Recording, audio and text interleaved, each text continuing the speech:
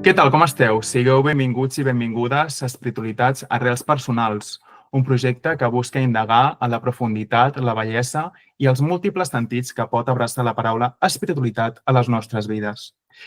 Avui estic molt content de parlar i presentar-vos a en Jaume Duran. És doctorat en Medicina i en Filosofia, és llicenciat en Ciències Religioses i màster en Bioètica. A l'actualitat és el director de la Fundació Sanitària Mollet i també és docent a diferents programes acadèmics a universitats de Catalunya i també imparteix classe a l'ISCRE. A més, també recentment ha publicat 2 llibres recomanadíssims, La dimensió humana i El claustre interior, espiritualitat benedictina per al segle XXI. I amb el Jaume ja fa alguns anys que ens coneixem i per mi el considero tot un veritable mestre del qual aprendre constantment. Què tal, Jaume? Bon vespre i benvingut a Espiritualitats. Hola, molt bona nit. Gràcies, Jordi. Mira, si et sembla, Jaume, començaré aquesta conversa fent algunes preguntes a partir de la realitat que viviu a la Fundació Sanitària Mollet relacionades amb la religió i l'espiritualitat. Justament em preguntava com s'integra la diversitat religiosa en un hospital per garantir que hi hagi un acompanyament espiritual respectuós i inclusiu per tots els pacients i les seves famílies. Bé, mira, a la Fundació ja fa uns anys vam veure que clarament l'abordatge de l'espiritualitat no és exactament el mateix que l'abordatge de la religió, no? I, bueno, vam emprendre el camí de treballar el que seria l'atenció no religiosa, sinó espiritual, no? Atès que, per exemple, atenem en el nostre centre naixements de 23 nacionalitats diferents i, per tant, en relació a diferents confessions, no?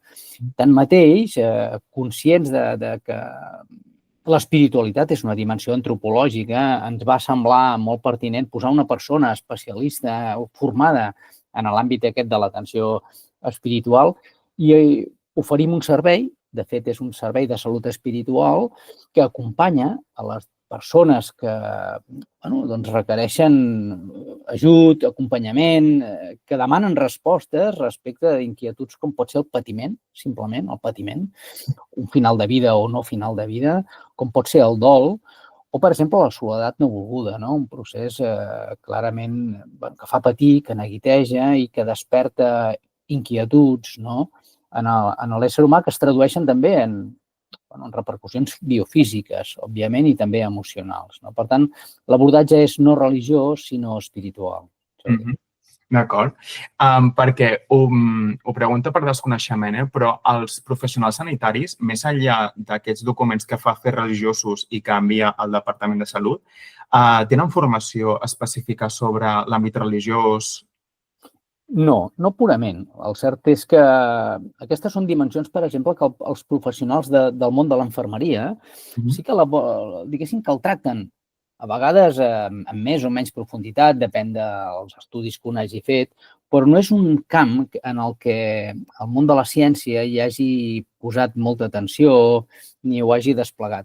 I arribem a voltes de la mà de l'ètica. Per exemple, en els comitès de la bioètica, plantejaments de conflictes, especialment en relació, com ara la llei de l'eutanàsia, processos de final de vida, presa de decisions complexes davant de teràpies, però no des d'una mirada purament espiritual. Està molt propera, diguéssim, són cosines germanes del món transcendent, l'ètica, però no des d'aquí. I, per tant, una formació específica no hi és. De fet, estem ara molt interessats, conjuntament amb la Universitat de Barcelona, hem posat en marxa una càtedra de salut espiritual a la Fundació precisament per contemplar aquest àmbit.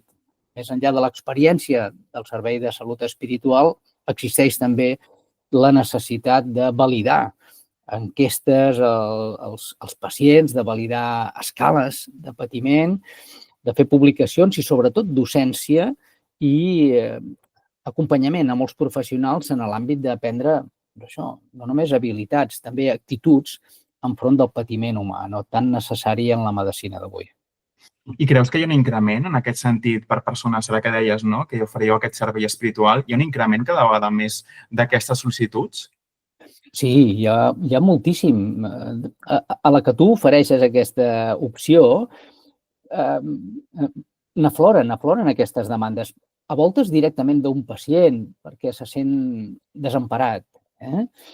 a voltes també dels familiars, persones que acompanyen en el patiment o les situacions de dol, que no saben com gestionar aquests contextes, perquè tradicionalment els hem tendit a amagar. Ha estat com un món molt interior i no sabem com abordar-ho, però també des de molts professionals. És a dir, hi ha un conjunt de professionals, especialment en algunes àrees, la part oncològica, la unitat de pal·liatius, per exemple, la unitat de pacient crític o la unitat de diàlisis, on hi ha finals de vida precisament per la claudicació del sistema renal, en la dialització, etc.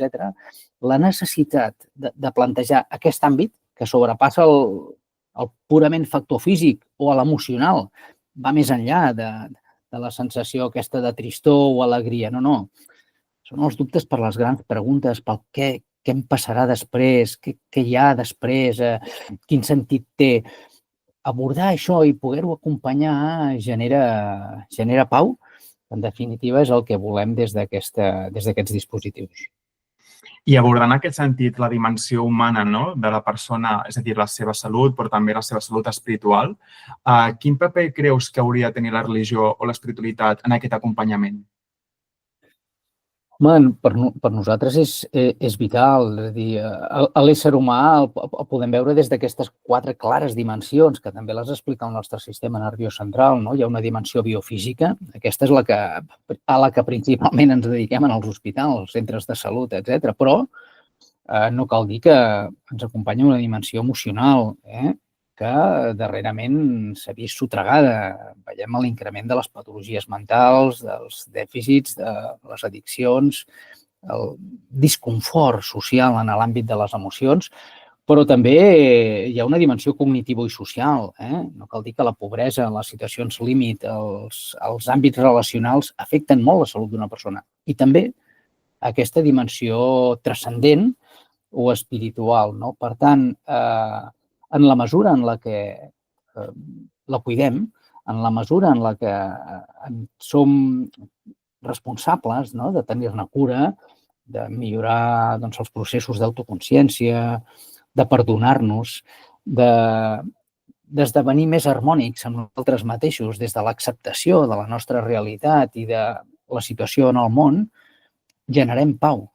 I això es tradueix finalment en beneficis també biofísics. S'ha demostrat avui, per exemple, que les persones que cultiven aquest àmbit de la meditació, de la pregària, tenen millor tensió arterial, baixa la seva freqüència cardíaca, tenen menys insomni, coordinen millor les relacions amb les persones, gestionen millor les seves emocions, etc. I això no és pura, diguéssim, literatura de carrer, està demostrat biocientíficament i en aquests moments per això pensem que un abordatge des d'aquesta perspectiva pot ser molt beneficiós pel conjunt de la salut de la persona. I també, Jaume, aprofitant la teva expertesa i coneixements en bioètica, no? Recordem aquest terme compost per bios, vida i eticos, teoria de la vida. M'agradaria parlar amb tu sobre les biotecnologies o la biomedicina, perquè sé que també és un tema que, en fi, tu també hi has reflexionat molt i que avui en dia es concreten amb experimentació amb embrions, l'eutanàsia, la fecundació artificial, no? I que tot això desperta com certes inquietuds, no?, i debats sobre aspectes fonamentals de la religió. Sota el teu punt de vista, com creus que s'ha de tractar aquest tema? És a dir, a partir dels exemples que, per exemple, he dit, no?, o el trasplantament de teixits i òrgans, no?, ja que vivim en una societat multicultural en la que existeixen diferents tradicions, s'ha d'abordar des del punt de vista més aviat global o específic sobre cada realitat? Aquí hi ha a mi m'agrada molt parlar, quan parlem de bioètica, de què és essencial i què no és essencial. I em refereixo bastant als principis de la bioètica, que ja en els anys 70-80 Besham i Childress van establir, sobretot copiant els principis, diríem, també dels drets humans. No són 4 grans principis de bioètica que, si som capaços de respectar-los, crec que sabrem trobar els camins per acceptar que la tecnologia també avança, que la ciència ens aporta noves oportunitats, però encamint-lo en el que la realitat de l'ésser humà demana avui en cada una de les cultures. Aquests principis són, per exemple, el primer de tots és el de la dignitat humana, no? El respecte per la dignitat de l'ésser humà, per la seva autonomia, per la seva presa de decisió. En el camp, per exemple, de la medicina, aquest principi de la bioètica es defensa molt, sobretot amb tot el tema del consentiment informat, no? Un pacient ha de ser corresponsable del diagnòstic, de les proves que li fas, del tractament, etc. I, per tant, a vegades ens sembla que el consentiment informat sigui simplement un paper. No, no, és el reflex d'un principi ètic de la dignitat de l'individu, de l'ésser humà, entenent que és una decisió sobre la seva vida, no? En aquest sentit, respectar la voluntat de l'individu amb consciència i en llibertat, per tant, aquí és en quin moment hi ha consciència o no, quan es perd aquesta consciència, quina és la llibertat, quina és l'autonomia de l'ésser i com la respectem és molt important. El segon principi és el de la beneficència, és a dir, res del que nosaltres fem pot tenir com a objectiu i finalitat alguna cosa que no tendeixi a fer el bé a l'altre. No? Per tant, la recerca en si mateixa, la recerca per guanyar diners, la recerca per guanyar un Nobel, no tindria cap sentit si a darrere no existeix un objectiu de fer bé a l'altre, fer bé a la humanitat. No? El tercer dels principis és, i va de la mà d'aquest segon, el de no maleficència. És a dir, cap de les nostres accions que tendint a fer el bé sigui capaç de provocar un mal, és justificable. I aquest principi et garanteix, per exemple, que no podem, amb la pretesa intenció de guarir persones, fer mal a animals o fer mal d'experimentació o amb altres persones. Per tant, el principi de la no maleficència és primer que el principi de la beneficència, d'acord, per exemple, amb alguns etòlegs o alguns professionals de l'ètica vinculats amb la priorització dels principis de l'ètica. I el darrer dels principis és el de la justícia. És a dir, hem de ser capaços que qualsevol innovació, qualsevol tecnologia no ha de ser només per als que poden. Ha de ser escalable a la humanitat. I, per tant, a darrere del principi de la justícia hi ha el de l'equitat en l'accés, l'equitat en la distribució. No podem pensar en un desenvolupament pel primer món. Clar, si des de qualsevol lloc treballéssim les novetats, la innovació farmacològica, tecnològica, etc., respectant aquests 4 principis, jo crec que tindríem molts menys conflictes, no? Això, els comitès de bioètica, tant bioètica de recerca com de la bioètica assistencial, o fins i tot els comitès d'ètica institucional, tenen l'obligació de posar constantment sobre la taula el debat d'aquests 4 principis per poder entendre per què es prenen les decisions o per què es deixen de prendre. I en aquest sentit, llavors, com es gestionen quan hi ha certes decisions mèdiques, no? I que entren en conflicte amb els tractaments proposats amb les creences religioses en aquest sentit?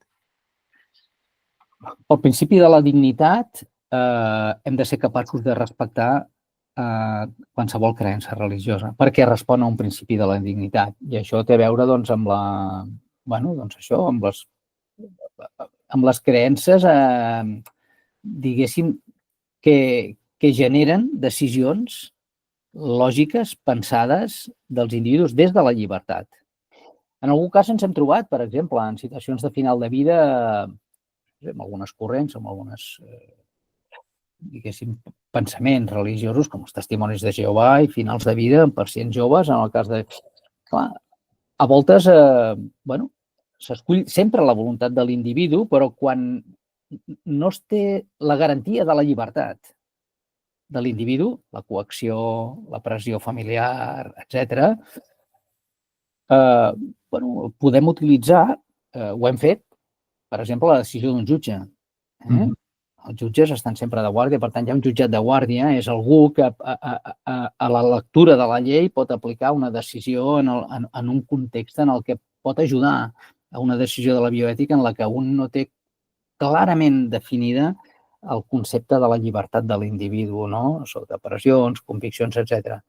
Tanmateix, jo crec que anticipar, no? Per exemple, els documents de voluntats anticipades, no? Que sempre són revisables. A vegades algú pensa que, escolti, un document de voluntats anticipades vol dir ara ja és més sentenciat en el cas de que tingui... No, home, és revisable, com tota la vida. Què no és revisable a la vida de la persona, no? I jo crec que hem de ser oberts, no? De ments a que l'espiritualitat és antropològica i la religió és una decisió que la cultura, la tradició, la història dels individus arrossega. Per tant, hem de ser absolutament respectuosos amb totes elles. I ara feia referències en aquests comitès d'ètica. Quins temes, sense entrar en detall, però quins temes, així, trets generals, s'hi tracten en la realitat en aquest sentit hospitalària? Bueno, molts temes d'aquests, per exemple, alguns per exemple, la llei de l'eutanàsia, no? És a dir, com són capaços de donar resposta en aquestes situacions. Els comitès creen equips específics. En els comitès d'ètica, per exemple, sorgeixen temes de priorització. Qui té accés o no a un tipus de recurs, com prioritzar aquest recurs davant d'un pacient o d'un altre, la llista d'espera, no? Aquest és el debat, no? Per exemple, també surten temes d'ètica en l'àmbit de com donem males notícies, no? Quan un pacient no vol donar una mala notícia, per exemple, que diu, escolta, jo tinc... El pacient s'ha de garantir sempre la seva confidencialitat. Poso un exemple, Jordi, no? Pacient que potser ha estat separat, amb una segona relació amb una persona, se li descobreix una situació de seropositivitat pel SIDA.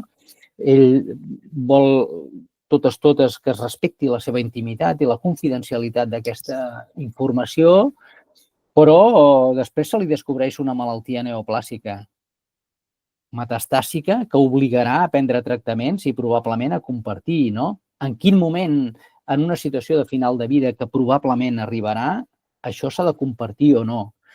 Com té a veure aquesta decisió de confidencialitat amb l'impacte i la petjada moral d'aquesta persona davant dels seus, no? Probablement per experiències que en algun moment de la seva vida o en alguna situació personal de la que un se'n pot sortir, però vull dir que, clar, com som capaços de garantir la millor de les medicines respectant la millor de les decisions de la confidencialitat i la intimitat de les persones, no? Hem de ser molt curosos, perquè és veritat que a vegades s'ha pensat que el sistema sanitari és el propietari de la salut de la gent. No. La salut de les persones està en mans de les persones, no? I al final el sistema sanitari ajudem a guarir, però també ajudem a compartir inquietuds, patiments, a voltes contradiccions de la vida, no? I en aquest acompanyar és on jo crec que guarim més a l'altre. Molt bé, doncs mira, si et sembla, anem a parlar de les teves arrels espirituals i després parlem també de l'espiritualitat benedictina, però et ve de tradició familiar aquesta cerca de Déu o és una descoberta més aviat personal que ha arribat recentment? Aquesta és una descoberta personal. La veritat és que a casa meva, diguéssim que eren relativament creients, diguéssim, i relativament practicants, oi? És la pràctica del que toca de la missa del gall, però probablement per la tradició rebuda, però jo diria que vaig rebre els ritus religiosos, però no vaig rebre l'espiritualitat. La descoberta de l'espiritualitat, la trobada amb Déu, va esdevenir jo diria un anhel personal, una trobada interior que jo demanava i que no vaig trobar tampoc en els de casa. Vaig tenir la sort de fer els meus estudis a l'Escola Pia i de l'experiència del món de la colònia, del món del compartir amb els estudiants, donava classes, treballava a les llibreries, etc. I mentre estudiava, aquesta vocació com de servei i aquest anhel de descobrir la veritat, la felicitat, que sempre demana interioritat, doncs la vaig poder trobar una mica de la mà d'alguns escolapis que em van ajudar a la lectura de l'Evangeli, etc. Però és un trajecte molt personal. Aquest trajecte el tinc des de l'adolescència, diguéssim, i he anat tenint això com els trajectes que duren anys, oi? Dies de més sol, dies de més ombra, a voltes puges muntanyes, a voltes baixes per valls, però sempre aquest neguit, no tant en els ritus, no tant en el compliment, com en la trobada amb Déu, no? això, doncs, jo he tingut aquesta sort. És una sort d'interioritat habitada. Hi ha interioritats no habitades, els agnòstics o altres cultures espirituals, però quan en aquesta interioritat habitada hi trobes l'altre, hi trobes el pare en aquest sentit, doncs és un gaudi, és un regalo. Jo ho interpreto com un do. I què significa per a tu ser cristià en el teu dia a dia? Caram, ser cristià en el meu dia a dia probablement és el repte més important de la vida, no? Segur que, bueno, quan una fa una carrera ha de passar molts exàmens, o quan ha d'aprovar el MIR, ha de passar una prova, etc., o acabar un doctorat, etc., no? Però al final són proves que es passen. Jo crec que el ser cristià és probablement el projecte més important de la vida d'una persona que creu en Jesús, no? Perquè és com un examen, aquests d'avaluació continuada. Està tan de moda en el món educatiu, no? I pedagògic, no? És una sort, és creure en un projecte i per mi ser cristià probablement és el que dona sentit. Intentar seguir les petjades d'un home, quina experiència rellevantíssima, doncs transforma el món, transforma la vida de les persones, tot i que a voltes no ho vegem, tot i que a voltes tinguem la sensació de desesperança, no? Però l'esperança és prèvia a la desesperança. I l'esperança és allò que trobes quan notes, quan detectes aquesta trobada interior, no? Venen a estar definides com virtuts teologals, no? La fe, l'esperança, l'amor, no? Bueno, són, diguéssim, el resultat d'aquesta trobada va una mica per aquí. D'alguna manera vivim, o almenys això ens diuen o ens fan creure, en una societat del benestar. No tens la sensació que aquesta societat del benestar ha anat posant de referència la laïcitat com a referència i eliminant qualsevol tipus de, diguem, referència religiosa? No, és una pregunta molt interessant, perquè és veritat que, especialment en el nostre món, que vivim aquest món occidental, no? El món dels privilegiats del planeta, d'aquests 8.000 milions de persones que vivim uns quants, doncs estem més que bé, tenim una vida molt regalada, oi? Clar, aquesta part del món ha posat el concepte de la felicitat més vinculat amb la dopamina, diguéssim, amb la satisfacció, que no passa amb la joia. Perquè a vegades la joia a voltes té dolor, a vegades la joia no sempre és plena, però és com et dona pau. Diguéssim que la prova del cotó és la pau. Hi ha molta gent que busca plaers que no donen pau. Són plaers dopaminèrgics, diguéssim, ens alliberen dopamina i sempre en volem més, no? Sempre volem una mica més de gresca, una mica més de festa, una casa més gran, un cotxe més gran, tenir més diners. No s'acaba, sí, sí. No s'acaba. Llavors, quasi que hem comprat, diguéssim, un model, o ens hem cregut un model en el que la felicitat. I, en canvi, esclar, l'experiència del cristianisme va per un altre costat. L'experiència espiritual parla d'una joia interior que a voltes és en malaltia, a voltes és en, bueno, doncs, sense recursos, a voltes és en la dificultat, en l'esforç, en l'ascetisme. Però és, al final, joia. És serotoninèrgica, diguéssim, desperta, aquell neurotransmissor que ens omple per dins, que dona sentit a les coses que fem, no? D'alguna manera també costa creure que de vegades hi ha joia en la creu, oi? Efectivament, és l'experiència dels creients en Jesús, aquesta joia en el dir sí a Getsemaní, tot i no veure-hi clar, tot i demanar que no vull prendre aquest calze perquè humanament no el vull prendre, però la joia de l'acceptació de la trobada, la trobada en aquest cas en la creu, i que al final les darreres paraules són t'encomano el meu esperit, no? Quina grandesa doncs això, en el dolor fins i tot, no? I això ho veiem en el món assistencial. Quantes persones moren en pau, de debò en pau, mentre que quantes d'altres no viuen en pau. I això té a veure amb amb aquest cultivar aquest àmbit. Jo crec que la fe, en aquest cas, doncs, la creença cristiana, ens obre esperançadament una resposta que la podem palpar, la veiem sants en el nostre dia a dia, veiem persones il·luminades per aquest do i esdevenen testimonis que hem de seguir, no? Crec que, i probablement tenim la responsabilitat d'esdevenir allà on puguem una mica, doncs això, testimoni, llum, companys d'aquest projecte, no? Perquè hi ha al capdavant algú, Jesús, que va ser capaç de viure així. Tot i en el dolor, doncs, compartir aquesta joia esperançada. L'altre dia vaig fullejar el darrer estudi que va fer Religiosos, que es diu Religiositat i gestió de la diversitat a Catalunya, i llegint-me les conclusions vaig veure que deia que la religió cada vegada queda més reduïda i sobretot a l'àmbit privat. No sé si tu tens aquesta sensació o tens aquesta opinió.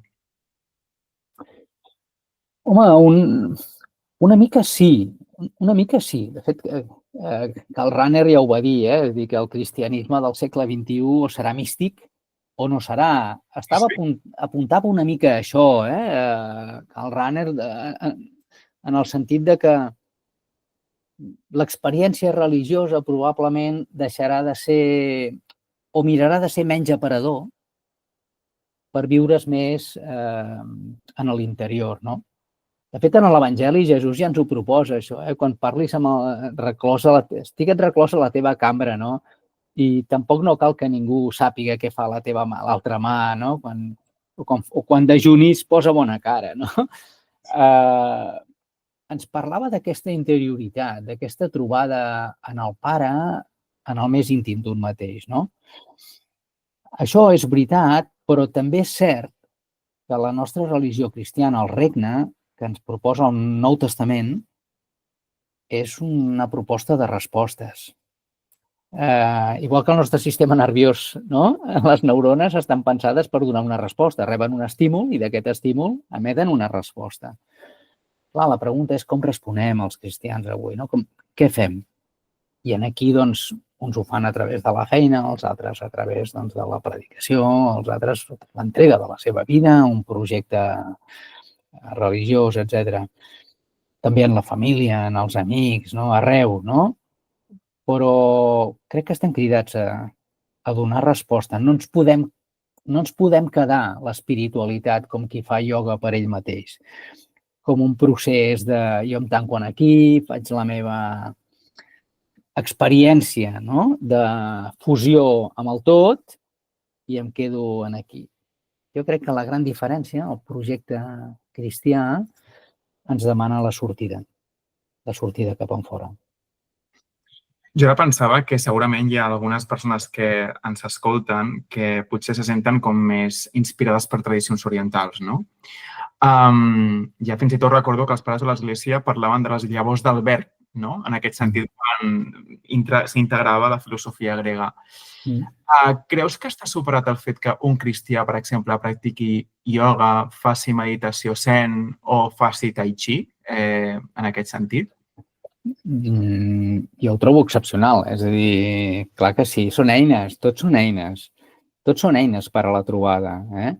De fet, fins i tot si repassem algunes persones, alguns sants, Sant Agustí, Santa Teresa, Sant Joan de la Creu, etc., tenen experiències de Déu ben diferents.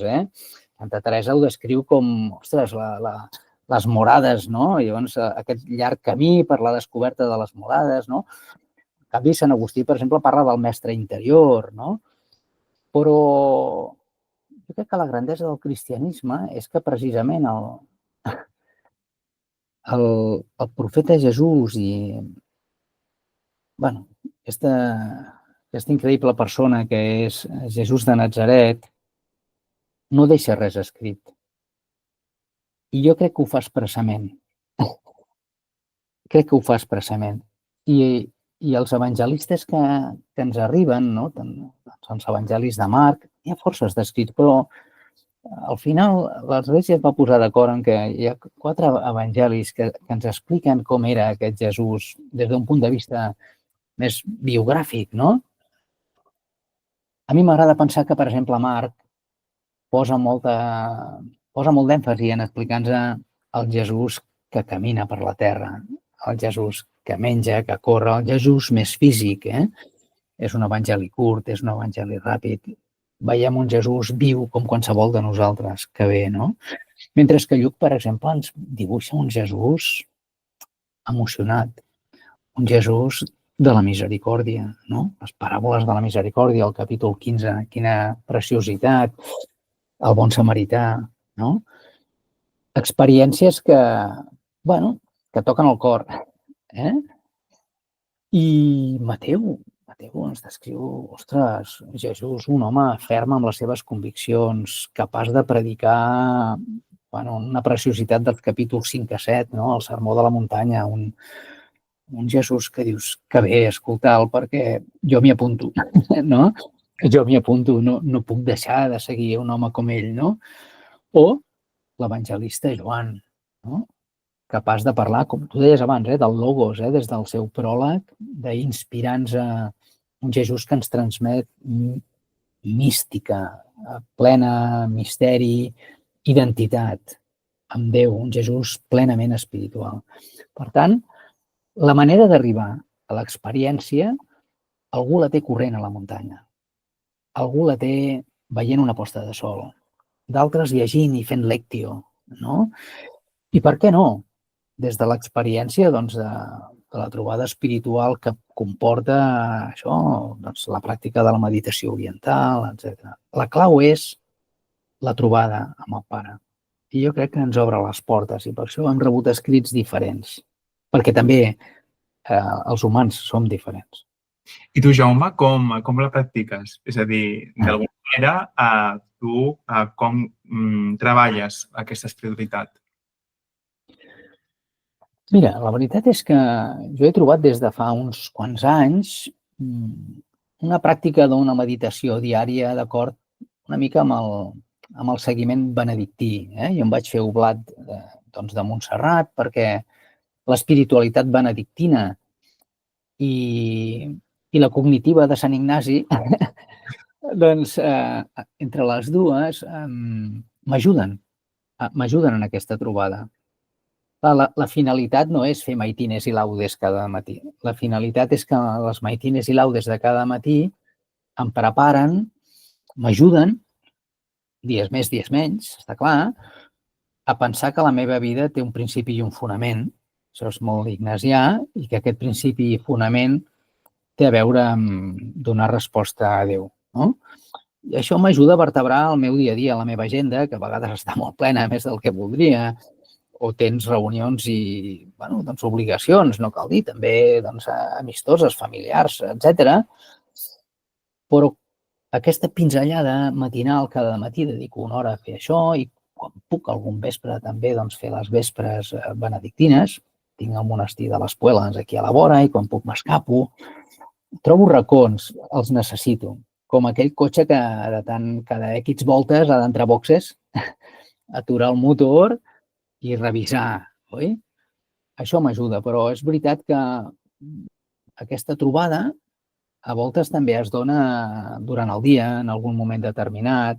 El vent de l'esperit bufa quan ell vol, no quan nosaltres el necessitem.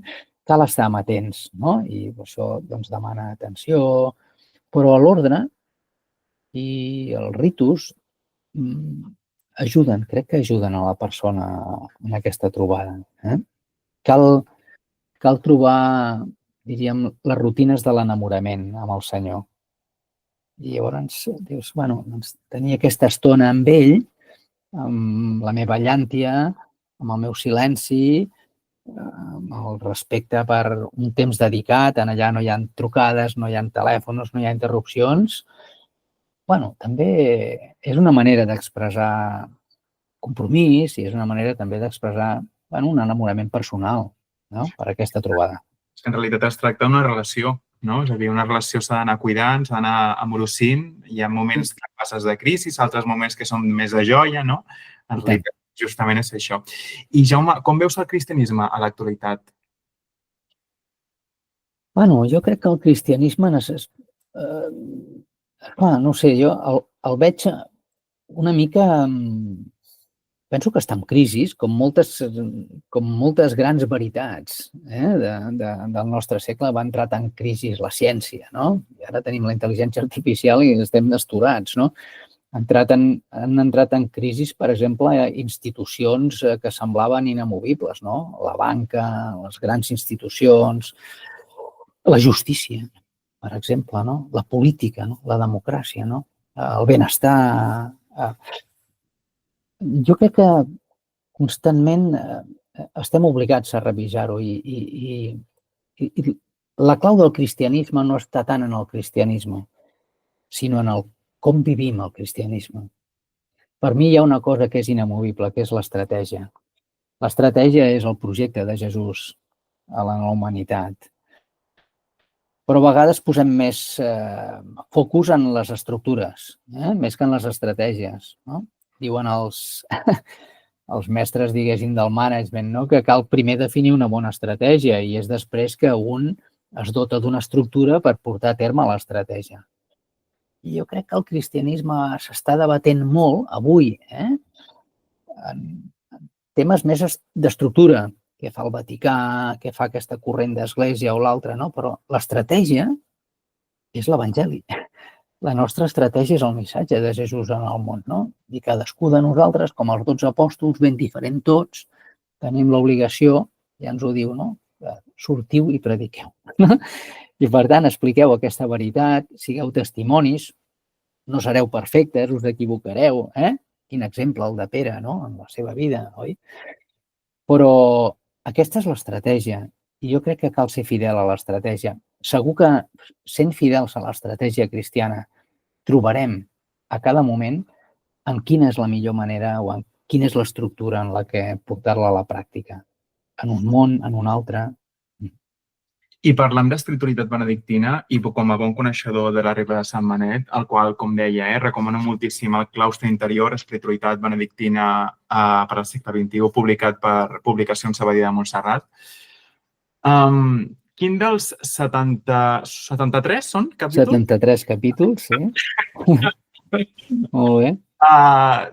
Que té la regla, per tu és el més fonamental. Perquè, per exemple, per mi, d'alguna manera ho és el pròleg. Jo penso que el pròleg ja és una declaració d'intencions. I a més, és com un compendi dels que trobem en realitat, no? Però per tu, quin és aquell que et relleia de vegades? Sí, jo crec que el pròleg, com tu dius, Jordi, és fonamental. El pròleg és com un resum i és el que jo crec que està escrit precisament perquè segueixis llegint. El pròleg et convida, és com aquella novel·la que dius, no la pots deixar.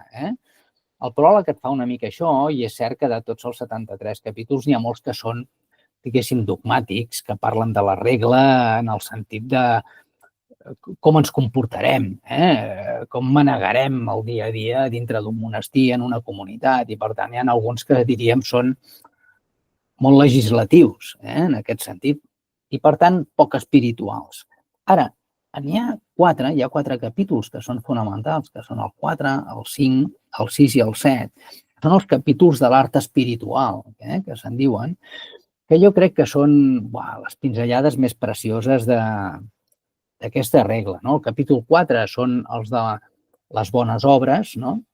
És un compendi de les coses bones que hem de fer i les dolentes que hem de deixar de fer, però d'una manera especial els 5, 6 i 7 que expliquen el com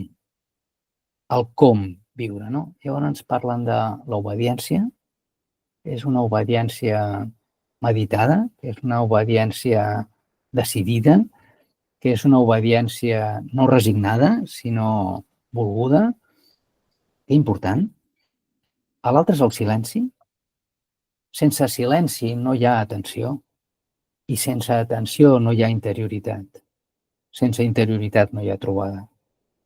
El silenci no vol dir no parlar, A vegades estem callats i no callem. El silenci és fer el buit perquè algú vingui, no? Aquest algú ens permetrà, ens farà possible la trobada. I l'altre és la humilitat. Probablement és el capítol més llarg de tota la regla, ho és. Capítol 7, i parla de la humilitat. Aquests tres, obediència, silenci i humilitat, ens expliquen com portar en el nostre dia a dia l'experiència de Jesús a la feina, a la família, amb els amics, etc. No és gens fàcil. Avui el món, diguéssim, va en direcció contrària, el reconeixement, l'èxit, el prestigi, els likes, les xarxes socials, etc. Que diferent. Però, bé, el projecte és aquest i s'explica bé. I un altre també és el 73, no? El bon zel amb els germans, no? El com el monjo no viu, els monjos dins i fora del monestir, no viuen per ser perfectes ells, sinó per estimar millor. No? Diguéssim, no és un anar al gimnàs per cultivar-se un, sinó per com això es traspassa en els altres, no? En el germà, en definitiva, qualsevol de les persones que ens envolten en el món. De fet, en el llibre, diguem que ens dones com algunes pinzellades, no?, per aplicar aquesta espiritualitat benedictina en el nostre dia a dia, no?, per persones que no viuen en un monestir. Com creus que podem trobar l'equilibri? És a dir, no sé si tu l'has trobat, però no sé d'alguna manera com podem trobar l'equilibri per viure aquesta espiritualitat i alhora doncs, també, en fi, doncs, donar empenta a les exigències del dia a dia, no?, en certa manera. Sí. Jo utilitzo una espècie, diríem, de regla personal, no? En el llibre aquest que et dic, la dimensió humana, explico de les 4 dimensions que tenen a veure amb aquests 4 evangelistes, que tenen a veure amb aquestes 4 fases evolutives del cervell, l'home físic, l'home emocional, l'home cognitiu i l'home espiritual. Intento posar-me fites i posar-me reptes per cada una d'aquestes dimensions. Per tant, és bo, per exemple, doncs, dormir bé, és bo menjar bé, és bo fer exercici, cuidar el cos humà amb respecte. Per tant, aquesta dimensió biofísica que ens ha donat Déu, l'hem de cuidar també i hem de dedicar-hi temps. Has de caminar, has de ser capaç de reposar, etc. També cuidar la part emocional. Que important és trobar-te amb els amics, tenir sortides, compartir, l'escolta, el diàleg amb aquells que... part emocional, les emocions es cultiven, es treballen i de les emocions, quan les meditem i les passem pel nostre cor, que és cognitiu, en neixen els sentiments. L'emoció és la primera trobada, però després de l'emoció en neixen els sentiments i aquests sentiments ens fan, ens donen el caràcter, la personalitat. L'altre és l'espai cognitiu, no? Què llegim, què ens interessa, en què treballem, com ho fem, amb quina voluntat, que interessant. I l'altre, la dimensió transcendent. I hem de cuidar les 4 parts. Hi ha qui està tot el dia al gimnàs, oi? Doncs, jo he trobat l'equilibri dedicant parts de la meva vida durant la setmana o durant l'any a cada una d'aquestes 4 dimensions. No deixar-ne cap, perquè totes ens fan persona humana. Jo crec, a mi m'agrada molt pensar que Jesús predicava, Jesús guaria i Jesús pregava. Feia les 3 coses, no en deixava cap i també menjava i compartia la taula amb els amics. Però, caram, no? Quin exemple en 4 dimensions. El Jesús humà que va viure a la Palestina del segle I era una persona de pedra picada, espiritualment de pedra picada, en tots els sentits, però que vivia en les seves dimensions. Jo crec que aquest equilibri, aquesta harmonia neix precisament de vetllar per cada una d'aquestes dimensions. Tu has comentat, Jaume, que ets oblat de Montserrat. Què és per tu ser oblat? I per què vas necessitat o per què va néixer aquesta necessitat de fer-te oblat? La veritat és que a vegades Déu té els seus camins que no els tens ni previstos ni els entens, sinó al cap de molt de temps. Jo anava a Montserrat de tant en quant, entrava a boxes a la meva vida, molt periòdicament, a revisar sobretot els exercicis de Sant Ignasi, perquè m'agradaven molt i i m'ajudaven a vertebrar-me com a persona, oi? I d'anar a Montserrat, doncs, vaig anar descobrint, vaig anar compartint, com aquell que en el Petit Príncep, no? S'asseu a la vora de la guineu i es va seient cada cop més a la vora fins que et vas domesticant. Doncs, bueno, vaig anar interpretant el silenci benedictí, vaig anar interpretant l'ordre benedictí i em vaig interessar. I vaig veure que hi havia l'oportunitat doncs, d'un grup de persones afins que estimaven aquest benedictinisme del monestir a través del que està constituït com el grup d'oblats. Un oblat és una xarxa de persones que s'han compromès a seguir inspirant el seu cristianisme d'acord amb el model benedictí. Pot fer amb el model franciscà o amb el model... I això a mi m'ajuda a posar un cert ordre, per exemple, doncs, periòdicament, com dic, els matins faig les maitines, les laudes, i segueixo les lectures, els salms que fan tots els monestirs del món. És a dir, hi ha benedictins a tot el món, des del segle VI, quan Sant Benet articula la regla, doncs tots els monestirs del món es llegeixen els mateixos salms. Alhora, em fa sentir part d'una comunitat. És una comunitat que no veig, que algunes vegades compartim a Montserrat, però no em sento sol en aquest sentit, no? Compartim uns principis benedictins, hi ha uns 8 principis que són fonamentals, no? El principi d'una vida ordenada, el principi de la pregària, el principi d'una feina que tingui sentit, el principi de viure ascèticament fins al possible, el principi de l'arrelament, en aquest cas és un arrelament a Montserrat, no? On es fa oblat d'un monestir, igual que els monjos es fan monjos d'un monestir. L'altre és el de la comunitat, no? El de compartir aquesta fe, compartir aquesta il·lusió. L'altre, l'hospitalitat, està obert a la diversitat, obert al que és diferent, no? L'hospitalitat és no rebre aquell que vols sempre, no? Sinó, doncs, a tothom. I finalment, aquesta vida harmoniosa o aquesta vida d'equilibri. Aquests 8 principis jo me'ls vaig repetint de tant en quant, els repasso, els reviso, com aquell que de tant en quant mira els pneumàtics, aviam com va el cotxe, i m'ajuden a, de casa no sortir de la pista gaire, no? I què passa quan surtes de la pista? És a dir, què passa quan hi ha moments de crisi espiritual? Com els gestiones?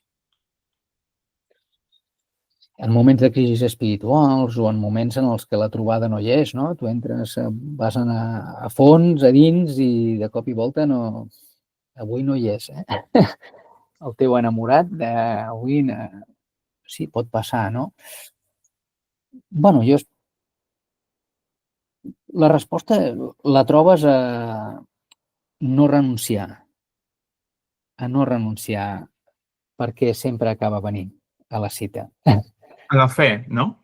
Sí, cal seguir anant a les 6 del matí al mateix punt de trobada, cal pregar aquells salms i de cop i volta un dia, pam, es torna a obrir aquella llum que havia estat... Sí, això és aquesta vida de dedicació. Tots passem per moments de crisi, no? El desert, que important és la lectura de Moisès, no? És un projecte de transformació vital, 40 anys al desert, per arribar a una terra promesa. És un simbolisme molt important, com les mateixes temptacions de Jesús després del bateig, no? Després d'aquesta gran, diguéssim, immersió espiritual, no? Transformadora del tot de la seva vida, no? El primer que fa és anar al desert, patir temptacions, etc. I jo crec que no estem mai sols. Sempre hi ha algú com el pare darrere la bicicleta d'un fill, que saps que en algun moment t'agafarà del seient, no acabaràs caient, no? És aquesta fe que tu deies, sí. I hi ha alguna experiència que hagi reforçat la teva fe, en concret? Diferents experiències han reforçat la meva fe. Sí, tots hem passat per moments de contradicció, de decisions personals que semblava que ens apartaven de les nostres veritats, fins i tot dels nostres compromisos, no? Que hem pogut trencar. l'experiència d'una trobada renovada és esperançadora. Per mi, per exemple, la confirmació oblata va ser com un bateig en l'edat adulta. Per primera vegada vaig tenir la sensació real de què volia dir batejar-se. Els primers cristians es batejaven de grans, no? Va ser després que bategem els nanos acabats de néixer, no? Jo m'he batejat gran, per exemple.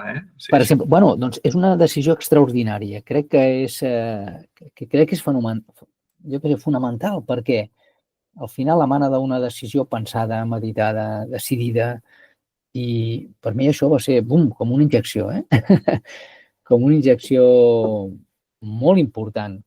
I dic, oita, no has fet res especial, no ha passat res especial, però sí que estava passant. Perquè, diguéssim, a plena consciència, de cop i volta entens què t'està demanant Jesús, no?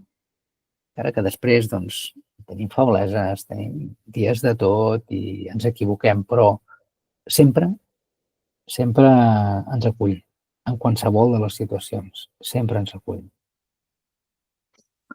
Doncs bé, Jaume, mira, que bé la manera d'acabar aquesta entrevista amb aquesta frase. Moltes gràcies pel teu temps i per deixar-nos descobrir les teves serres espirituals i per compartir, sobretot, els teus ensenyaments, la teva saviesa i la teva llum. Moltes gràcies, Jaume. Gràcies a tu, Jordi. Ha estat un plaer compartir aquesta estona, de debò que sí. I a tots vostès, recordin que poden trobar més entrevistes i més protagonistes al nostre canal de YouTube, a Spotify i a les xarxes socials d'espiritualitats.cat. Ens veiem molt aviat. Fins a la propera.